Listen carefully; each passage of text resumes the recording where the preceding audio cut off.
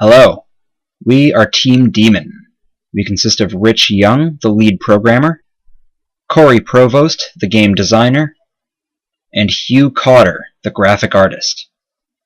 Together we've created this game we call A Demon's Quest.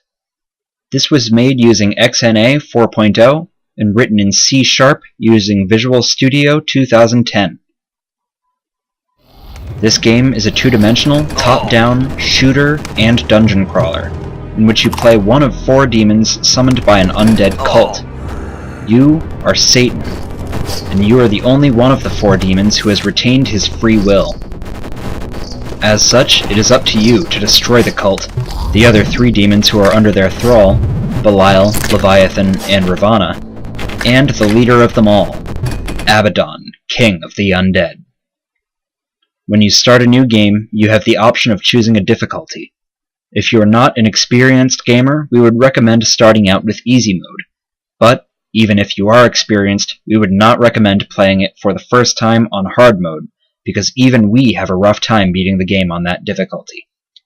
Save hard mode for after you've beaten it on normal, and feel confident.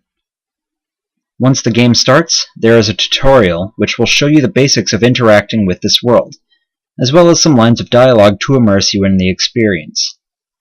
The HUD in the bottom left corner has 4 important pieces.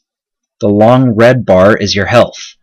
The circle between the 2 wings is your ultimate energy gauge. This will be explained a little further on. Above that, the book with the XO next to it are your tomes, which again will be explained in a moment. And the 3 yellow dots marked lives obviously represent your 3 lives. Once your health drops to 0, you lose 1 life and must start that room over again. Once all 3 lives are gone, it's game over, and you must start at the beginning of the game. There is currently no way to gain any lives back. The player has 4 abilities available. The first is a melee attack, which has a short range but will knock enemies back and deal some considerable damage. Next is to shoot small firebolts with your staff, which deals less damage but has a much longer range and faster rate of fire. This will be your primary means of damaging enemies. Third are your tomes, which is again represented by the number above the health and ultimate bars. By using a tome, you can launch a giant exploding fireball, which has a long range and deals massive damage, and knocks enemies back.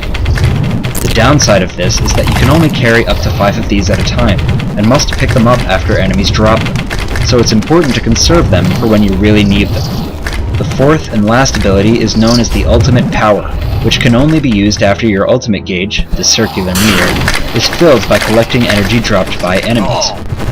This unleashes a volley of powerful firebolts for a short time, which will essentially double the damage dealt by your standard firebolt attack. There are 4 major types of enemies in the game. First are the bats, which deal very little damage but can easily swarm the player. Second are skeletons, which deal considerably more damage but are a bit more slow-moving. There is a subtype of skeleton which can spawn bats, known as the dark skeleton. These can be distinguished by their darker color. Third are cultists, which do not have any actual attacks, but can summon skeletons to do the fighting for them. Last but not least are the demons. There are 3 of these in the game total, and as I mentioned previously, they are named Belial, Leviathan, and Ravana. These are the bosses of the game, and each of them has a unique ultimate ability, much like the players. There is also a final boss named Abaddon, who is essentially a golden skeleton with the ability to summon both regular and dark skeletons. As you progress through the game, you may find various artifacts which will either enhance or diminish your power. These can only be retrieved after finding a key to unlock the secret treasure rooms. These artifacts may alter your movement speed, your damage output, or your damage resistance, depending on which artifacts you get. And you have a random chance of getting either a good or a bad one. This random chance is also influenced by which difficulty you chose. In order to get into the boss rooms, you must first find that floor's golden key. This is dropped by a particular enemy hidden somewhere. It's up to you to hunt him down. Once you have the key, you may enter the boss room and challenge the demon to a duel. Upon successfully defeating the demon, you get a skeleton key which will allow you to progress to the next floor, where another demon awaits. Finally, once all 3 demons are down, you may challenge the leader of the cult, Abaddon. Only once you have defeated the leader can you reclaim your freedom and win the game.